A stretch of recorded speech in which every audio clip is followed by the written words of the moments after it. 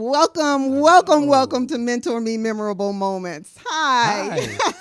Funny meeting you here. I know. We have such an exciting program tonight. Yes. This is our social health segment. And so we want to say first, welcome to 135 nations and all 50 states. Welcome to MentorMe Memorable Moments. Now, we have two guests, two segments. Yes, two superstars. For our social media, we're having William Craig III, who is my co-host. Yay!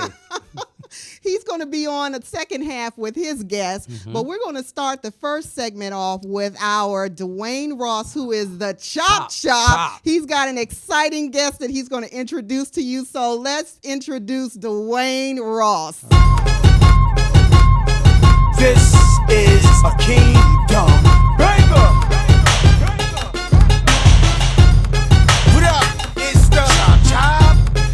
Bring that weight to the front. It's time to chop it up. Let's get it. For sure, we gon' just call this the Chop Chop. Big up Epiphany. It's the Chop Chop. Let's get it. The Chop Chop. Let's go. Hey, what does it take to make you chop chop? Maybe in the face of this. All right. Hey, what's going on, everybody out there? Hey, welcome. It's the Chop Chop, man. Yes, I'm indeed. here on the spot. And I'll tell you, it's going to get hot. It's going to get hot. All right. Okay. You know, last time I was on, we was talking about, the Kane legacy. And what happened was, it was supposed to be like one show. But there's just so much was in that show. That's right. Yeah. And then there was some things that happened over the course of time that said, we got to do a part 2. Okay. All right. And then I started thinking about what happened when Freddie Gray's situation happened and I was downtown. And I ran into this gentleman that's in California, Mr. Dex Elliott. So I want to let you to know tonight, he's coming here right now. All right. Dex Elliott from Brown Rice Productions. You out there, Dex? Yes, sir. Yes, sir. How you doing, my brother? Hey, Dex, welcome. Yeah, he's a director, Thank you, writer, thank you. producer. Tell us about yourself, Dex, just real quick, and then we get right into it. Yeah, like you said, I'm a director, writer, producer, actor, and most importantly, activist, and basically using my art to try to make a difference. Right, using your heart to make a difference. You're in the studio. Using my art. Your art. Yes. We're going to talk about your art because what is it about your art that makes it so different? What makes me so different? I mean, I just basically, I can just say what inspires my art is the need opposed to the money. A lot of people would have different motivations, but I don't think I would be doing what I was doing right now if it was just for money. Matter of fact, I know I wouldn't be. The reason why I'm so passionate, I told you earlier, I spoke to you guys, I said my passion keeps me up all night. And, when I know that there's young men dying, young men that need mentors and encouragement and leadership, self-esteem, all these things that are lacking in the black community and brown community.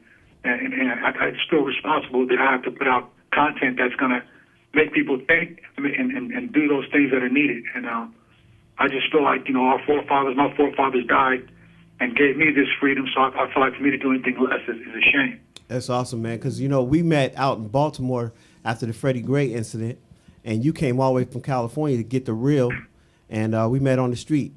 And we were right across the street from CVS, the burned CVS, and we were talking about the mindset of those individuals that we had ran into and the young brothers that was on the street and what they were actually saying. And it goes back to something even Martin Luther King has said.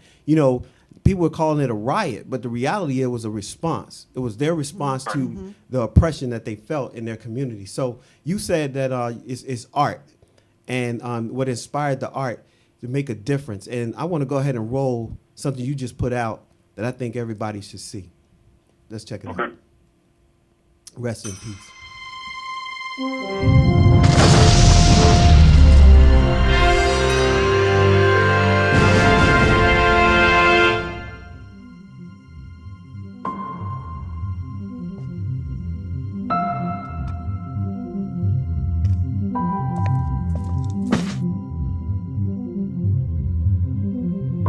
I had a conversation with a 17-year-old gang member yesterday.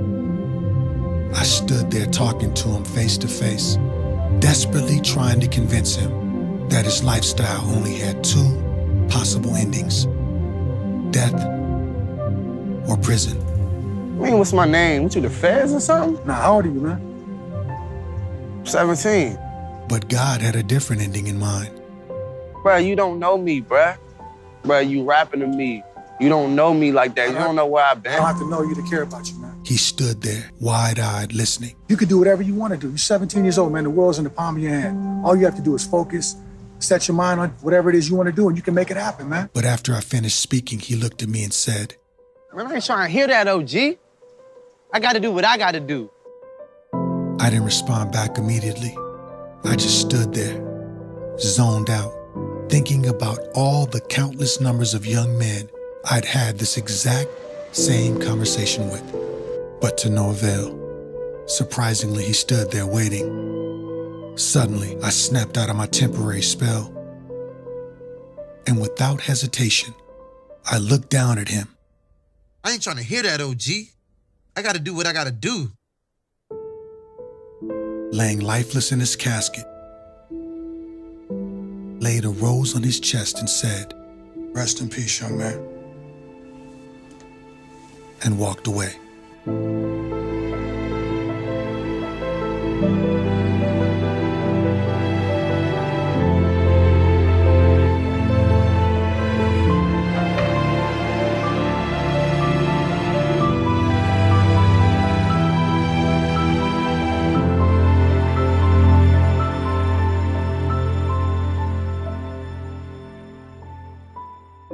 Too many young men dying.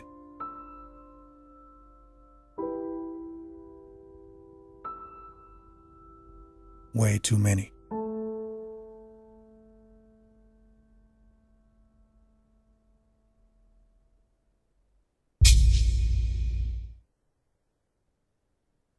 Too many young men dying. That was amazing. And let's see if the ad council will pick up on that one. Hello. Yeah, Right. too many young men dying. You know, you talked about not being a statistic. And see, we're talking about the Cain legacy. You know, in the Bible, Abel was murdered by his brother. And then it was the blood in the street. The blood called out for justice. Mm-hmm. And I believe, why don't you talk about how the blood is calling out for us right now when it comes to our young men and young sisters and dying in the street? Yeah, I mean, that's a good analogy with the Cain and Abel scripture. Because Cain, why did Cain kill his brother? Because Cain was jealous of his brother, right. And he couldn't handle seeing his brother shine more than he was shining. Yeah. So what did he do? He took his brother's life, and then when the Lord asked him, said, "Where's your brother? Where's your brother Abel?" Cain said, "Am I my brother's keeper?" Yeah, he said, "I don't know." Like, am I my brother's keeper? Which is it's very indicative to what's happening now with the callousness and lack of remorse that a lot of our young men have for one another, and the self-hate. And the fact that there's thousands of young men dying every day, and the blood is crying from the grave, but yet we don't focus on it. And I think I say a lot of times, we're trying to fight white supremacy, which is our number one agony, but we collectively, we can't really fight effectively against white supremacy if we're divided and unified. And, and this blood is crying out saying, look, focus on this problem first. Right. Get this together first so you guys can effectively then challenge the system to really make a difference, because right now we're chasing our tail. Like Cain, we're wandering aimlessly because we don't have that perspective. Yeah, he actually carried the body around for a little bit, and he wasn't even sure what to do. And know, his response was, I don't know. And then he said, "Hey, am I my brother's keeper?" And I talk to people all the time, and they say, "I'm not my brother's keeper. I'm not a role model. It's not my responsibility." Right. But you and I, we understand that if we don't do something, who's going to do it? Right. Exactly. And we talk about this all the time. When we talk about social justice, it's not just one way, but it is having them understand how to even engage. A young man got shot 16 times, right, Dex? He gets shot all these times. He's running down the street with a knife. All right. And my question was, okay, was he right carrying a knife? No. Right? But now let me ask you another question. Okay, was he an expert at knife throwing? Yeah. You know what I mean? Yeah, really. So because he was a threat in their eyes, but he wasn't. He wasn't a threat. He was off his own. He was off mind. His mind was in another place. The young grandmother, 68 years old. They pull her out of the car. She's inebriated a little bit, They ask her to, take the test. She can't pass the test. They say, turn around, man, we're going to put, now they mace her, turn around, throw her on the ground. She's 68 years old, coming from the not the club, but she was out gambling. You know what I mean? Casino. And a casino, and they throw her on the ground. Big threat there. Big threat. Wow. Grandma, 68. So there has got to be a system out there. But like you said, we have to address our own community and what's going on now first. So tell us about what it is that you do to balance the images, because you're in Hollywood. You decided to put something else out there. What's the meaning of how do you balance the images that you currently sustain when you get these parts out in Hollywood? I don't think there really is such thing as balancing. I mean, I think you're either all the way in or you're not. I mean, my personal experience, I wasn't always all the way in. I had it in my heart, and I knew that I had a calling on my life to stand up and make a difference. But I compromised on some of my some of the things I put out in the past, some songs I put out that I wouldn't put out today, or some movies I did that I wouldn't do today. But it's when I realized. When you realize the severity of what's happening and how real it is, then you realize there's really no time for playing around. There's no time for the word, balance that we talk about. Because a lot of times people say balance, and they're talking about, mixing poison with the antidote. Okay. That's not balance. That's good. That's poison. That's poison. Because whenever you put poison with the antidote becomes poison. So at the end of the day, I realized that the person that controls the images controls the world. Art influences behavior, and it gives people, it justifies behavior to many people. Kids want to mimic what they see. Right. And awesome. For any artist or any person to say that they're not responsible is really just, you're in denial, point blank. And I just feel like to have this power and to not use it to its full ability is really a waste. And I say, to this point in my life, I've made a commitment and dedication to put out images that will only empower, inspire, encourage, and enlighten people of color first, and everyone else after that. Because we need heroes, we need role models, we need strong figures to stand up. We need masculine men. We need that image to be portrayed once again. Awesome. There's an agenda to destroy us. And if we don't see that we're at war and we think we can just be part-time revolutionaries, we're in for a rude awakening, because sooner or later that problem is going to come to your front doorstep if you don't address it and stand up yourself. So that's where I'm at. It's just a very urgent thing to me, and I feel like that urgency is what I try to convince a lot of brothers to see. And a lot of times I get excuses and a lot of lip service. So at the end of the day, I told myself, if you want something done, you got to do it yourself. Awesome.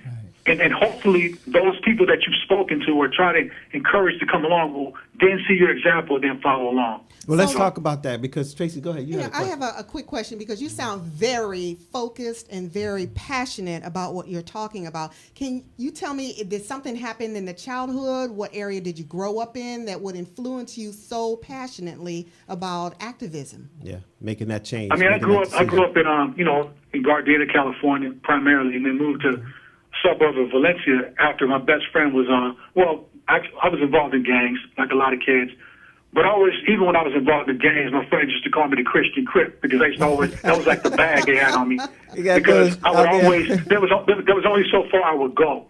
I was in the car when it was a drive-by that took place, but I wouldn't pull the trigger. Right. I actually witnessed two brothers being beat to a pulp by a crowd of Crips that came to a Crip party, not knowing where they were, and literally watched them get beat to a pulp. And my best friend said, "Come on, Tuck." They called me Tuck. That was my nickname. He told me to join in, and I remember standing back. Something in me couldn't go there. My thing was I was always willing to fight anybody. That was my claim to fame. But at the end of the day, I had a limit. I had a place where I wouldn't go. Long story short, a few years forward, my best friend was murdered. They found him in the back of a trunk of a car. They cut his genitals off. They burnt him with cigarette lighters. I mean, they did him dirty. And he was a very charismatic brother. We had a lot in common. He was 2 years older than me. We shared similar horoscopes. We had a lot of personality traits that were very similar. Right. And he was a star that didn't know he was a star. Okay. That incident made a big impact on my life. Right. But And I think from there, just being aware and seeing things around me, just when I would watch shows and hear anything about young black men dying, it always brought me to an emotional state. Let me step in for that second. I'll tell my mom, what is this?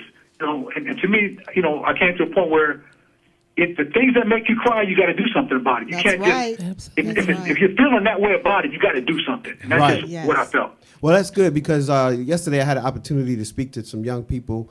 Shout out to Ernesto Rodriguez out in Berry Farms. But these young people, I said, when you watch a show, you need to watch a show 3 different ways, or even more. You could talk about this, Dex, but when you look at this, you have to know what images are being showed to you and then decide what are you going to do with that image once it comes to you. Because we were talking about Empire, and there was a scene in Empire. There was a lot of scenes in Empire, but we talked about how, okay, you want to build this empire, but on the blood of somebody else. And here you showing a person that has been able to shoot, kill, destroy, tear up families, and then be given all these millions of dollars to say, hey, I'm doing a good job in the community. And so we got a lot to do. Dex, another question that came up is you on your webpage, you always you have this one image that says, imagine if there were a lot of little Malcolm X's. Yes. A thousand little Malcolm X's running around. Yeah. 1,000 little Martin Luther Kings running around. Imagine what that would be like. Talk about that, man, because I think that's important. I think we even it's self-explanatory. I mean, we, like you said, we glorify things that are counterproductive to us personally. I mean, this is not the way. This is not a spiritual. This is not going to be good for your spirit. The choices that that we're seeing projected. And at the end of the day, the people that really cared about us, that died for us, those people are the people we should be mimicking. Not the people that are not the images that are being portrayed to the media and these people that are trying to make heroes to us. It's like this. This generation is a generation that has a sense of entitlement. The baton wasn't properly passed down, so they don't understand what it's like to wait or to go through something. They want everything to be instant. I was listening to Paul Mooney, and he said that I had to wait 40 minutes to get my grits. This generation only has to wait 5. And that's the reality. They have no sense of understanding of the value of waiting and substance. So they don't see and they're not conscious because they don't see the benefits of being conscious. And that's partially our fault because we don't reward them. We don't get behind the people that are conscious and give them the same enthusiasm or zeal that we do.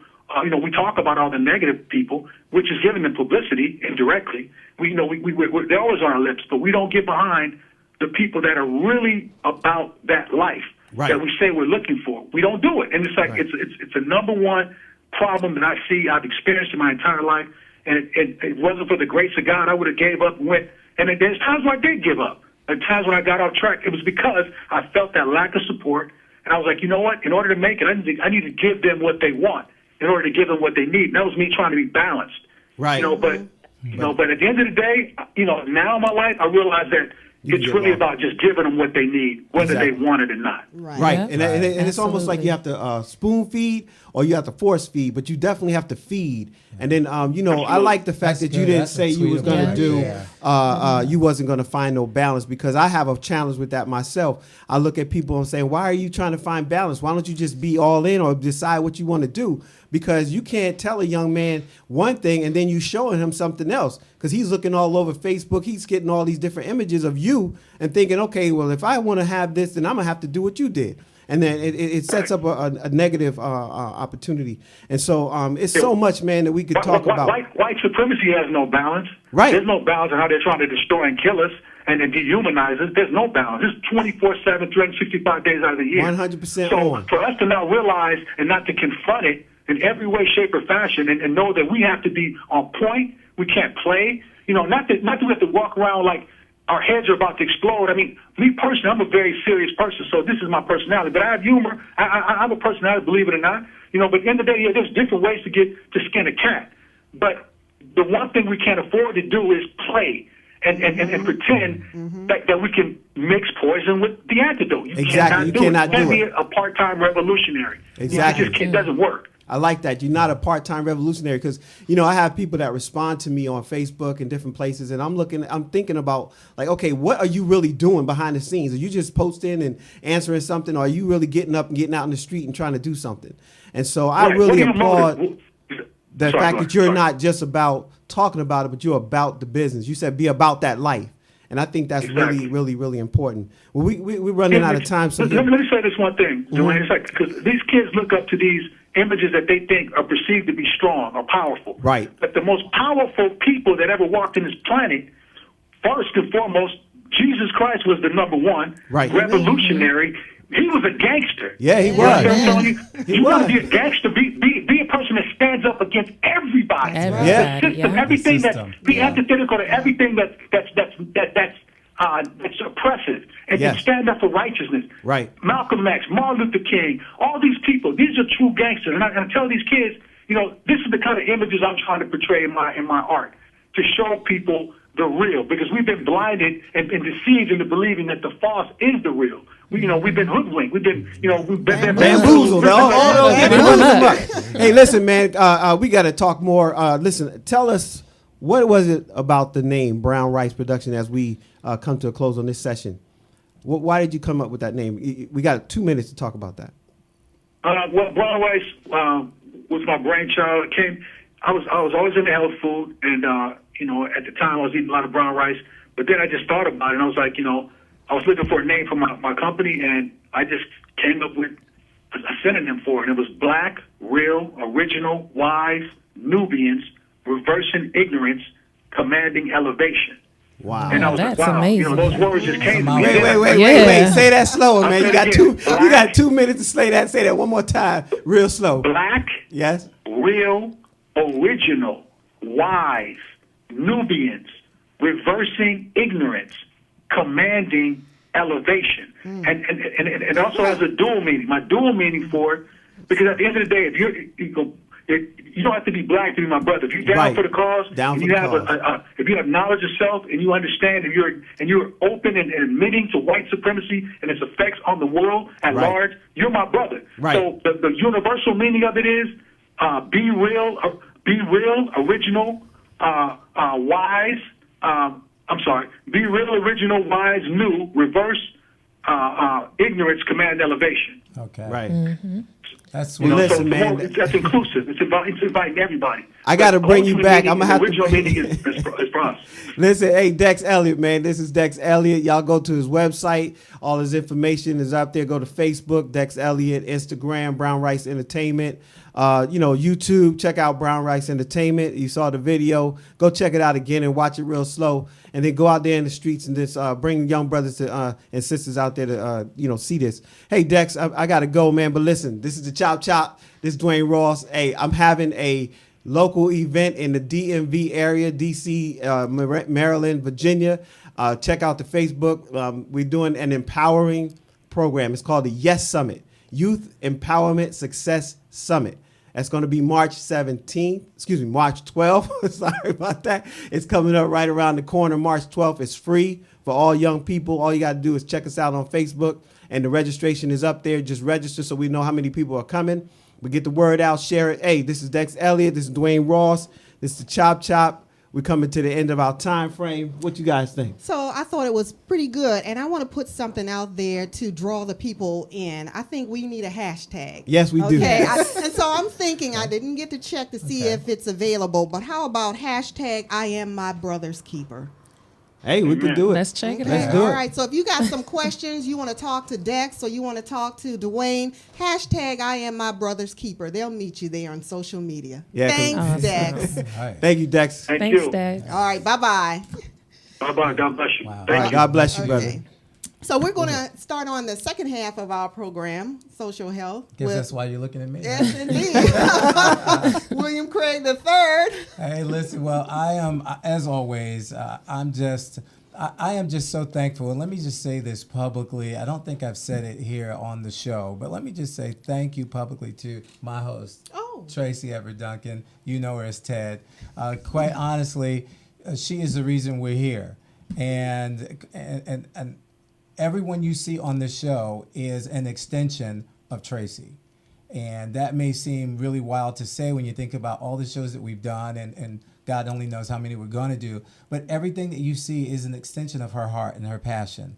And it's because of that, that's the reason why you get to see us every week here at 6 o'clock. So thank you. You are so welcome. Thank you. And so with that, let's go into my slides. Mike, if you would, please. We're continuing on the series, The Key to Good Social Health is starting a successful home-based business. Awesome. And look, go to the next slide, please. Here we go. Who's going to benefit from the information tonight? I am. All right. Class is in session. Yeah, we got some folks who've been around. Okay. On to the next one, please, Mike. So here we go. If the key to good social health is starting a successful home-based business, then you can ask the question, what is the key to a successful home-based business? Last time we gave you some things to consider. Well, this time we're looking at it from a different standpoint. First of all, you got to discover where you fit. That's right. You got to know where you fit in. Go on to the next slide, Mike. And when you understand where you fit, this is just so key, it's so important. When you understand where you fit, that brings everything together. And so, of course, the next question you have, I'm reading your minds, is how can you discover where you fit? So let's talk about that a little bit. Next slide, please. And everybody, when you think about discovering where you fit, there are 4 things that I want you to remember. First of all, you got to find your hidden gifts. All right? And why do I say your hidden gifts? Because oftentimes, it's your most powerful gifts that are hidden. The things that will sustain you, the things that you can create from, the things that you can connect to others with, is not always the thing that rises to the top. That's right. Because as we've talked around this table so many times, how many times do we do just enough to fit in? Right? We don't really chase the passion, the thing that's deep inside of us. We chase the thing that will make us popular. Right. We chase the thing It's easy. that's easy, That's easy, even, right? Other people saw real quick. And I'm glad you mentioned that because I'm going to address that in a moment. But you chase the things that are at the top, the tip of the iceberg, if you will. Never venturing down and really grasping the things that's underneath that can really make you who it is you are supposed to be. Going back to the slide, please, Mike. And so that's the first point. Back to the last slide. That's the first point. The next point is identify your boundaries. Listen, your character will identify what your boundaries are. In other words, what are you willing to do or what are you not willing to do to make money? See, because I can think of a few things. See, because there might be some folks will say, "Well, my gift is okay, I can make money. and I can make some money off of it." Okay, but come on now. I mean, I told y'all what character is, right? Your decision-making process when you're with others, plus your decision-making process when you're by yourself. So the thing that you do, to make money, is that really what you want your grandma to let you to see you doing? I mean, is that the thing that we want to see in the newspaper the next morning about you? Okay, is that the thing we want to see on the nightly news about you? If we were to feature your life, and for some of you, you might be a little cocky. You say, "Well, I don't care," but here at the end of the day, you gotta care because it's not just about you. Because what you do affects others, and that's a topic for another show. Go back to that slide for us, please, Mike. And so, you find your hidden gifts, identify your boundaries, but here we go: get good data. Yes. Well, what does that mean, William? How do I get good data? From one of the places where you probably wouldn't think about it: your mistakes and your hurts. That's right. The pain. Yep. Come on Pain now. that comes out of that. Absolutely. See, because if I go touch the hot stove after I've been told not to touch it and it burns me, guess what? I've got good data now. Oh yeah. Yep. See, Sure. I had good data when they told me not to touch the doggone Right. stove. But I didn't process it as good data. Right. But now You that had I've to had test a it. personal experience, I got a experience. testimony, if you will. Right. You tested Yes. on what the stove can do to the human hand at 350 degrees. Glory, That's glory, true. glory.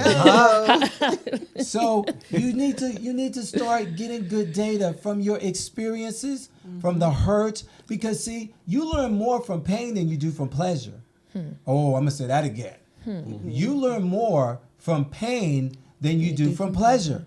Right. Think about it. The mistakes that you've made versus the successes you've had. The successes you've had typically come from things that you've done over and over and got good at. So there's no need to stretch because I'm good at it. But it's the pain where I failed that I was able to say, okay, where did I go wrong? What can I change? How can I improve? Well, wow, now we got some learning taking place. So, William, do I have to experience it to get good data? Can I get good data just from watching your life? Here we go. My mother, God rest her soul, she and I used to have this battle between the ages of 17 and 25, probably, to be honest, right? That's about right. And she would say, and I would say to her, but Mom, experience is the best teacher. Of course, because I knew it all, right? Right. And then she would say to me, Tonique, she would say, but it doesn't have to be your experience. Right. Somebody That's else. right. Absolutely. Hello. That's right. You can learn from others. watching somebody else's walk. Right. You can Yep. see the ditch that they fell in and don't think, oh, well, I'm not going to fall in that ditch. I'm going to be able to do the same thing. And I can smoke crack and I won't become a crackhead. Yeah. Mr. Think Brown would say again. the devil is a lie. No, but some people think that they can do that. They do, can of actually course. just face whatever do. other dangers and things of that nature, and it's no big deal. Look, man, you can put a big S on your chest all you want. Jump out that window and see if you don't fall. That's right. Okay, go back to the slide. I think there's one more point on there. Yes. So find your hidden gifts, identify your boundaries, get good data, and then find your mess.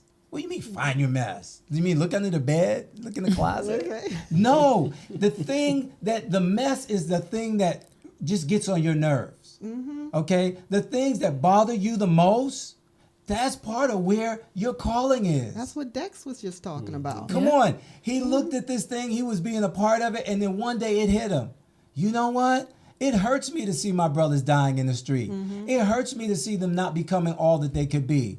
And then he decided, what? To do something about it. Right. Change Right. And that's the thing. Some of you, man, Flip you the get script. so annoyed at what you're seeing in the media. You get so annoyed when people don't speak properly. You get so annoyed when you see young people that don't live up to their potential. But what are you doing about it? Right. Right. Other than Help them. complaining. Other than Yeah. complaining and gossiping and moaning and groaning, or simply turning a deaf ear and looking away. Or not having enough money and saying, well, it's somebody else's fault. You know what? This whole thing about money, you know what? Really, money answers all things. But just like my mom told me, it didn't have to be my experience. One of the things I've learned about is opium. Not the drug, opium. Other people's money. Gotcha. Got you Other thinking crazy people's there. money. Okay? No, he's smoking that stuff. No, man. Opium, other people's money. It doesn't have to be your money. And so you find the mess, you find the thing that you are most passionate about, Right. and then you put together a plan to address it. And I got to tell you, living in the nonprofit capital of the world, Washington, D.C., Yeah. there is a cause for any and everything Yes, you can there think is. of, from the ridiculous to the things that we really need help with. Right. Let's look at the next slide, Mike. And so here we go. This is what you got to understand about finding where you fit. Number one, and Dwayne, you mentioned it a moment ago, other people can't choose it for you. See, that's part of the problem. We grow up based on what other people tell us we can do. Okay.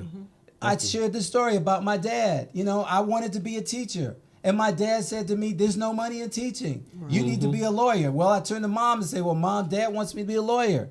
And Mom says, no, you can't be a lawyer because lawyers are liars. No offense to you lawyers out there. Okay? And God don't like liars. And certainly you want to be in God's favor, right? All right? So here we are. So now I'm betwixt and between.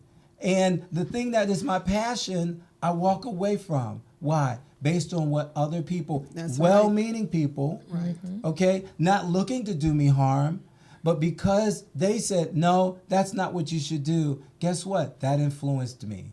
And it took many, many years before I got back to the place where I'm actually doing the thing that I knew was in me to do. Yep. At 10 years old, I knew this. Yeah, there was a violinist who was told her fingers were too short.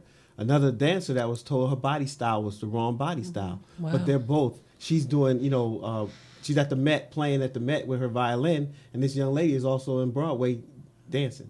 So, you can't let other people define you. Please, go back to the slide. And the next piece talks about emotionally making decisions based on emotion.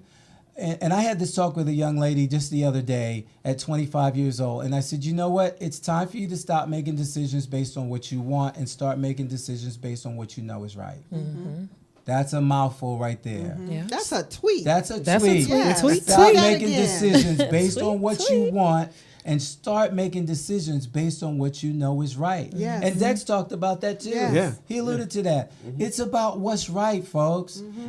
Whether or not it quote unquote sells, that's not the point. The point is, what's your role? Because your role may be to just reach one or two Right. or Right. five. And not the million. Hello? You might meet the one that becomes the one that reaches a million. Exactly. Exactly. Exactly. The thousands of little MLKs and Malcolm Malcolm X's. X's. Yeah. Exactly. Yes. Exactly. Hello? Oh man, this is good. And I gotta It go is. because It really I'll is get good. stuck and I'll get in trouble like my friend over here. But anyway, put my slide back up there. Look, the next point is, here's the thing. It could be something that you currently know or don't know how to do. And I shared this with you last week, but it's worth sharing again. Because the fact of the matter is, a lot of people will turn down their destiny because they say, well, I don't know how to do that. Well, the thing I want to do is X, Y, and Z, but I don't know anything about X, Y, and Z. But I keep having this dream about it, right? Or it keeps Right. coming up.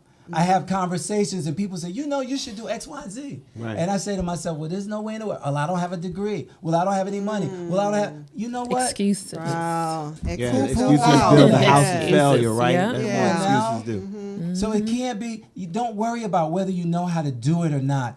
Pursue it. And today, again, even with your community, colleges out here and online, there's Allison.com, ALISON. You can go and learn just about anything you want. And I'm not plugging YouTube, but hey, if you That's go on right. YouTube, Hey. you can learn Anything. The Google knows. Anything. If you want to learn how to make music with your armpit, there's a YouTube video out there to teach you how to do it. And my last point. Oh, I on teach this that. slide- I teach. You know what? Oh, no. The last point on this slide All right. is that here's the thing.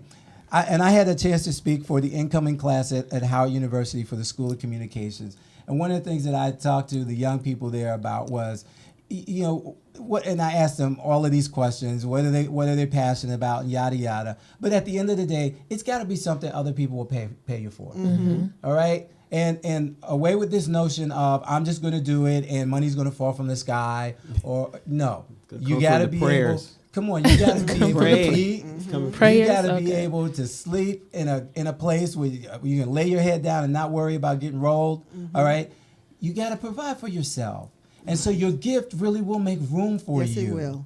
Yes, And, it will. and so, what I said to them was, and I'll be frank, I said to the guys, I said, so, what do you spend most of your time doing? I mean, come on, let's be for real. You chasing the honeys, you chasing skirts, right? You chasing skirts. I said, all right, so, and you think you're good at chasing skirts. All right, that's fine. But let me ask you this, how much is the world going to pay you to chase skirts?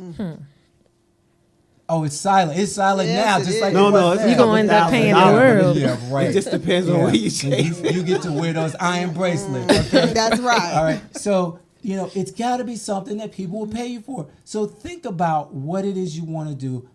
Put together all the pieces. And then when you finally get to that, what's the next slide say? Then you got to fuss about it. All right. I created this little formula. You got to fuss about it. What does that mean? That means, what is this thing going to look like in the future? I have a lady in one of my classes, and she talked about her business and the fact that it took them 10 years to get this business started. I All right? believe it. Took 10 years, and then the business lasted for 4 years. Okay. And so here was, and we were in a different setting, so it wasn't appropriate for me to ask, but I wanted to ask her so bad. In the 10 years, did you take a look at what the future might look like for that Right. business? Right. Right. So that by the time you finally got it started, was there The any need longevity? changed. Right. Right. Was there anything you needed to adjust so Right. that you could at least be in business for as long as it took for you to plan it? Right. And see, so you got to think about that. What's the future going to look like? Put this slide back up. What's the U stand for? How can you make it unique? It's not that you got to reinvent the wheel, but if you can make that sucker roll faster than all the other wheels out there, then you got something. Right. And if you look today, a lot of what is coming out today is rehashed. Yes, it is. It's the same thing, but done a different way. Solomon says it's nothing Nothing new under the sun. Okay, wisest man that ever lived. Next slide. The F, the U, the S. Scarcity. How can you build scarcity? Because that's one of the keys to marketing. When you can build scarcity into it, when people feel like, well, wow, if I don't get this thing, I'm going to miss out. That's what, it's just like when you go for a job interview. We'll just say, okay, nice segue, right? When you go for a job interview, people, your concept, your mindset should be, you guys would be fools to let me go. Exactly. If you don't That's hire me, right. something's wrong with you. You need Right. matter of fact, I'll pay for the exam for your head. Okay, you know that's.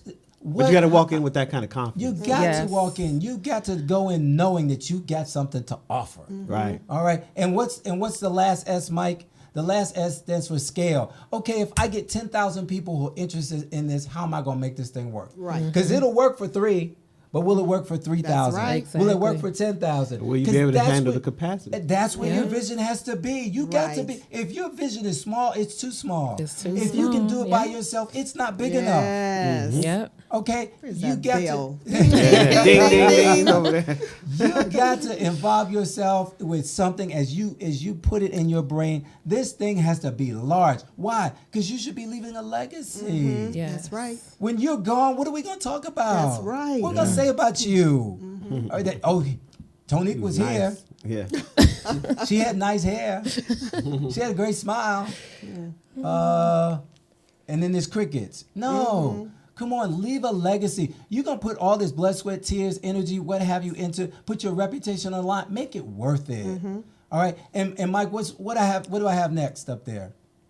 So here we go. As we wrap this up, the key to good social health is start a successful home-based business, because that's how you show up. Your pride, your motivation. It shows you got guts. It shows you got confidence. Next slide, please. You show up differently to the family reunion when you've got something going on that you've built. Okay? But here we go. The key to that successful home-based business is discovering where you fit. Next slide, please. And folks, I'm not going to just leave you dangling out there, because I am William Craig the third, your business coach and trainer. You can go here to William Craig 3. That's the number 3. WilliamCraig3.clickbook.net. I'll give you a free 30-minute consultation. You want somebody to talk to that'll help you get started. You want somebody to actually show you some things that'll help you to get past some of these hurdles that you put in your own way. Look, I'm your business coach and trainer. I will help you do that. Go to WilliamCraig3.clickbook.net and we'll set up some time and we'll talk for about a half hour and get you started the right way. Now, to that, here's how I want to segue. I understand that for some of you, you're saying, but William, all of that sounds great, but dude, I need a paycheck so that I can help get the business started. Yeah. All right? So what do I have? What do I have to do? How can I do that? Well, ladies and gentlemen around the world, messieurs, madames, senors, hombres, look, dudes, do that. Yeah, dudes and do that. I got a beautiful young lady sitting next to me, not Tracy, the other side. Oh, my. On the other side. There's two. There's two. We're both beautiful ladies. They're not sure which one I'm talking about here. Okay, so Ms. Tonique Parker is the owner of Critique in Resumes, and I just want to say welcome to the show. Thank you. Thank you so much. So Tonique and I met at a job fair early last year. Yes. And it was so funny because there was a young lady working with you. That was my mother. That was your mother? Yeah. Oh, my goodness. Mom, you look great, girl. Whatever you're doing, keep doing. Sell it, girl. Sell it. Okay, there's a recipe.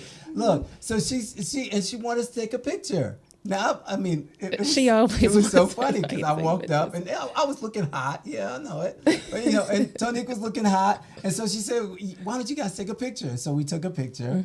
And then I gave her my card and told her what I was there for. And we've kept in touch ever since. Yes. And I thought, what a wonderful way to help Tonique to get the word out about her business, to help you guys, nice and for you business. guys to find out what it is she does. And so, if Mike, if you'll put back up on the screen the little blurb about Tonique's business, Critique in Resumes helps folks who are looking for jobs, basically who are looking for federal jobs yes. to get their stuff in the hands of the right people in a timely manner. I mean, that's the nitty gritty of it. So, Tony, in the few minutes that we have here, let me just ask you. So, before you actually got started with your business, what were you doing? So before I started my business in 2011, I was a military human resource assistant working on Fort Meade, Maryland. Okay, so as this human resource assistant, you're seeing people coming in every day, putting in their resumes to apply for jobs. Well, I worked with the soldiers, so I saw them transitioning in and out of the military, and a lot of them didn't know how to create a federal resume, so they were just, clueless and lost. Gotcha. Now, is a federal resume different from, let's say, a private industry, a private sector Absolutely. resume? Absolutely. Federal resumes require a certain format, requires keyword usage, and requires a lot of information. You can put a few bullets on a private industry resume, but for a federal resume, it needs to be very detailed. Gotcha. And so here you are in this nice government job. And what made you decide to start your own business working from home? Well, initially it was for extra money. I needed some money for traveling, for my kids. I'm a single parent, so I needed extra income. But also, I knew that I had something to offer people. I had the skills and the technique to create federal resumes, and I just thought one day, why don't I use my skills and talents to help other people get ahead in their career? Right. And so, I had the idea, and I pushed forward and made it happen. And see, here we go. So many of you are doing things today that people would pay you to learn how to do, or people would pay you to help them do it. They're thinking about it, they want to do it, and you're doing it, but guess what? You're just sitting on it, and you're just seeing yourself as an employee.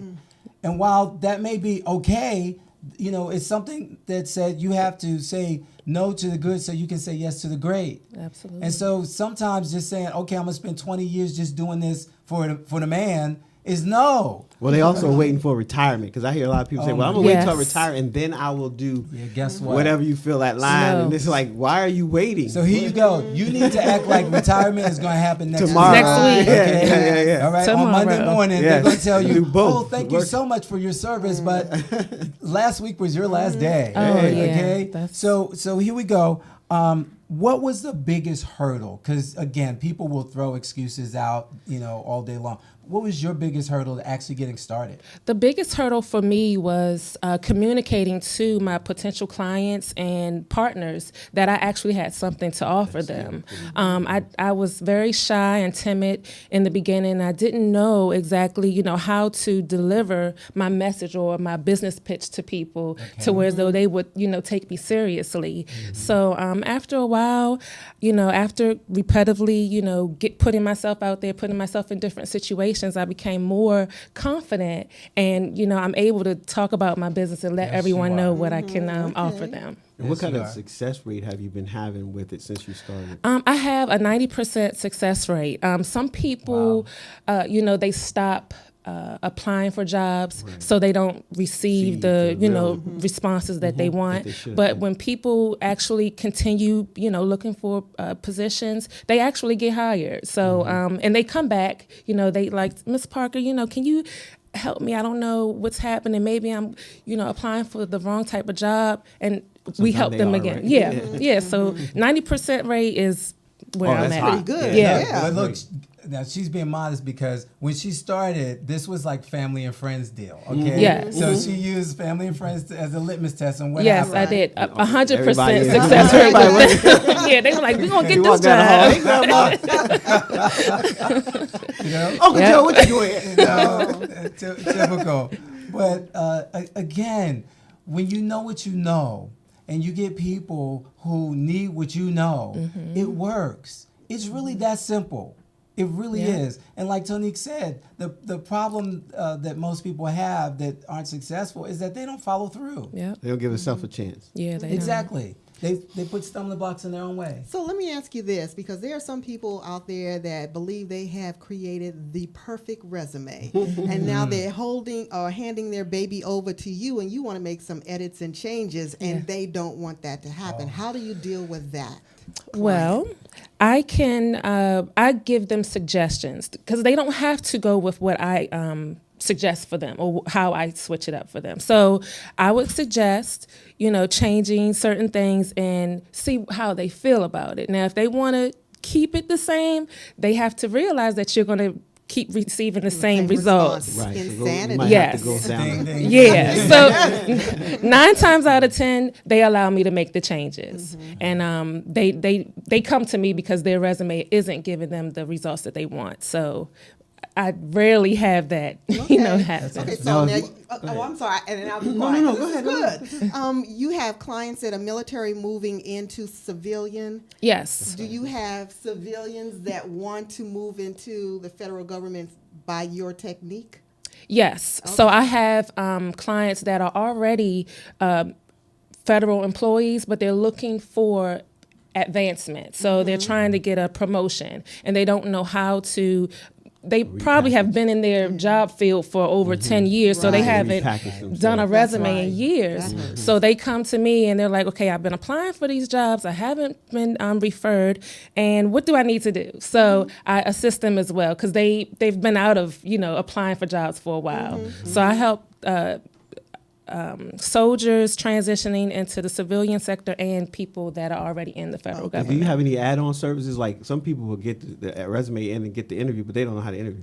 Yes, I have an online interviewing tool that actually allows the person to sit in front of a tablet, their phone, on their computer, and interview as if they were interviewing live. Oh, wow. She uses a video. That's cool. Yes, and it's specific to their industry. So if we were, if the person was applying for a management position, it would be management questions. So they can get used to or prepare themselves for what, the candidate may or what the employer may ask them. So there's an avatar that asks these questions? Some are avatars and some are just questions, and then they have to record themselves answering that question. Okay. Do you have a course that they take if they're not doing well to kind of get them up to speed? Or? So what we do is we can look at the interviews. So it's recorded. It's in our database. Okay. And what we do is review the interviews, and then we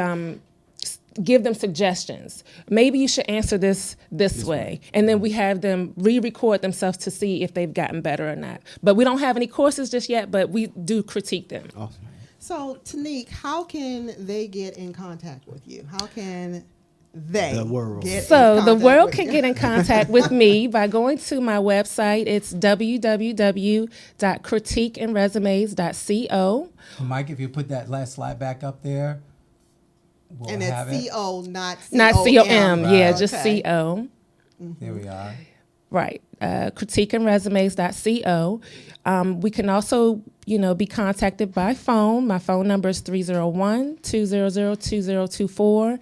And if you have any questions, you can inbox us at info@critiqueandresumes.co. Okay, and so we air to 135 nations in all 50 states. This isn't something that they need to be present in the metropolitan area. No, this is an online business. We communicate with everyone via phone or Skype or email. So it's definitely a, one-on-one. Periscope going soon. And Periscope too. I didn't know about that.